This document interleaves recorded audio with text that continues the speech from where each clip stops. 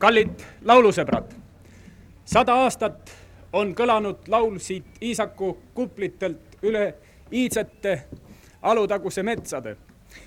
Seda laulu on kuuldud Virumaal, on kuuldud Harjumaal, on kuuldud Tartu ja Saaremaal. Seda laulu on kuulnud Tallinna, Tartu ja Narva elanikud. Juba möödunud sajandi keskpaigas tekkisid Eestis laulukoorid. Ja on teada, et Iisaku kandis näiteks juba esimesel Jõhvi laulupeol, mis toimus aastal 1865, laulis meie Varesmetsa koor Vaakmani juhatusel. See Varesmetsa koor 100 aastat tagasi, aastal 1868, võttis oma lauluga vastu ka meie Iisaku kultuurielu nurgakivi paneja Robert Theodor Hanseni siia tuleku. Robert Theodor Hansen, kes 68. aastal oli lõpetanud Tallinnas Kreiskooli ja oli valitud Iisaku köstriks, tuli tööle siia augustis. Ja kohe ta esimeseks tööks oli laulu kunsti edasiarendamine.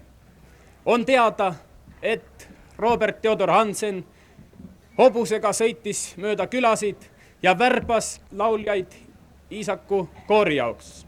Muidugi esimesed laulud ja lauluoskus olid madalal tasemel.